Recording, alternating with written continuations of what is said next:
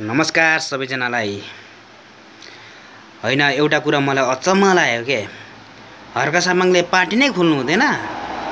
किन खोलेको party? 1 seat ल्याउँछ, 2 सिट ल्याउँछ, 3 सिट ल्याउँछ, 5 सिट ल्याउँछ भने म नाङ्गै कुदेर हिँड्छु भन्ने जस्तो प्रतिक्रिया किन दिएको होला मान्छेहरूले? म त छक्क पर्छु यार।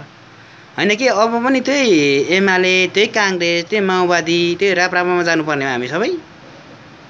त्यही नेताहरू फेरि ल्याउनु पर्ने हो के? हर्का सामाङले पार्टी नै खोल्नु हुँदैन? हर्का सामाङ मिलेर जानु अरे। कोसँग मिल्ने? उ बालेन लुकेकै। कुलमान घिसिङ त अब खोइ के भएको, मिल्दैन आफै पार्टी खोल्ने अरे। गर्ने चाहिँ के त हर्का सामाङले अब भन्नु त? आफै पार्टी नखोलेर के गर्ने?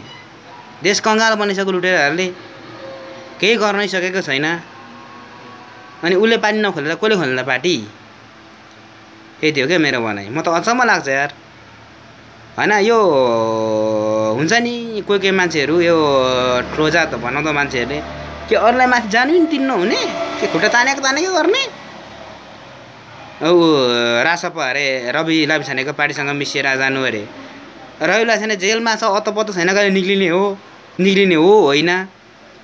त्यसै रासपा रवि गद्दारी भएर नै जेलमा हालेको क्या। यो रियाली हो। ऊ गद्दारी नभएको भए, अलिकति पैसा नखाएको भए त्यो कहिले पनि हाल्दैन क्या। त्यही भएर रवि लामिछानेको गल्ती छ, त्यसैले जेलमा हालेको। नत्र कोही मान्छे त्यतिकै जेलमा गएर बस्दैन, केही कसुर बेगर बस्दैन क्या यार। खालि किन पार्टी खोलेको अरे। मजाक बनाउनु पनि एउटा हद हुन्छ नि। त्यही भएर साथी हो, हरेक 10-20 सालमा केही न केही परिवर्तन ल्याउनुपर्छ क्या हामीले। अब पुरानो पार्टी बा सक्यो, उनीहरूले के गर्नु सकेन, उनीहरूलाई पन्छाउने हो। नयाँ पार्टी श्रम संस्कृति पार्टीलाई भोट हाल्ने हो, जिताउने हो, आँखा चिम्गलाई भोट हाल्ने हो। मतवालीको छोरा हो, केही न केही गर्छ क्या।